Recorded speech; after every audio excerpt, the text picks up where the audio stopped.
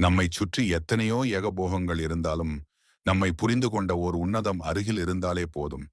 வாழ்க்கை அவ்வளவு இனித்து கிடக்கும். அது பெற்றோர்களோ, பிறந்தோர்களோ, நண்பனோ, தோழியோ, காதலோ, அல்லது இது மொத்தமும் சேர்ந்த ஓர் உறவோ, அந்த மனதிற்கு ஈடு உலகில் எதுவுமே இருந்துவிட முடியாது. எல்லோருமே எல்லோரையும் ஓரளவு புரிந்து வைத்திருப்போம். ஆனால் அந்த புரிதல் படி நாம் நடப்போமா என்றால் அது கிடையாது.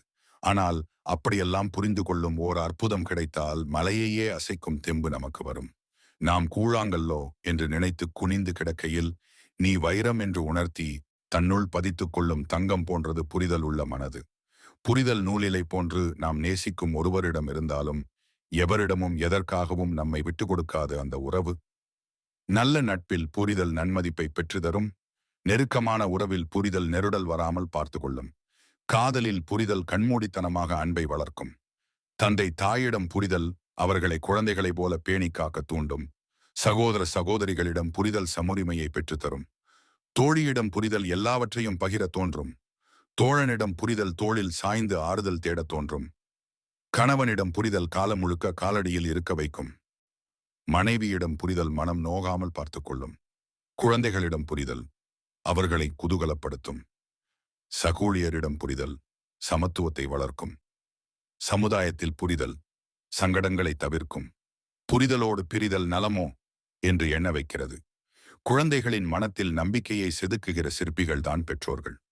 ஒரு குழந்தை தன்னம்பிக்கை, அறிவாற்றல், செயல்திறன், மன தூய்மை, மனித நேயம், சாதிக்க வேண்டும் என்ற மனோபாவத்தை கொண்டு வர வேண்டுமானால் அது பெற்றோர்கள் கையில்தான் உள்ளது.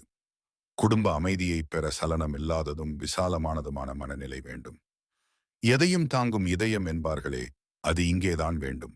பொறுமை, சகிப்புத்தன்மை இவை எல்லையின்றி தேவையாகும். பிறர் குற்றத்தை பெரிதுபடுத்த அமையும் பொறுத்தலும் மறத்தலும் அமைதிக்கு வழிகளாகும். அப்பொழுதுதான் குடும்பத்தில் அமைதி நிலைக்கும். அன்பு தவழும் இல்லம் ஆனந்த நிலையம் வாழ்க்கையே. போர்க்களம் வாழ்ந்துதான் பார்க்கணும். போர்க்களம் மாறலாம். போர்கள்தான் மாறுமோ ஆம். ஒவ்வொரு நாளும் போர்க்களம் போன்று பிரச்சனைகள் தோன்றும். ஒரு நாள் அதிகமாகும், ஒரு நாள் குறையும், ஒரு நாள் காணாமல் போகும். பிரச்சனைகள் உள்ளது என்று வாழ்க்கையை வெறுத்த மனிதன் வாழ்வதற்கு இயலாது. வாழ்க்கை கற்றுத்தந்த பாடம். நம் எல்லோருக்கும் அளவே இல்லாமல் நிறைய இருக்கும். பிரச்சனை பெரிதோ சிறிதோ அது எப்படி இருந்தாலும் சரி, அந்த நேரத்தில் நம் மனதை மிகவும் அமைதியாக வைத்திருக்க வேண்டும். அந்த பிரச்சனை சரி ஆக ஒரு நாள் இல்லை, ஒரு மாதம் இல்லை, பல வருடங்களே ஆனாலும் பொறுமையாக கையாள வேண்டும். அதாவது வாழ்க்கை என்பது ஈடியாப்பம் மாதிரி எண்ணற்ற சிக்கல்களுடன் தான் இருக்கும். ஆனால் தைரியமாக வாழ்ந்தால் அதுவே இனிப்பாக இருக்கும். வாழ்க்கை வாழ்வதற்கே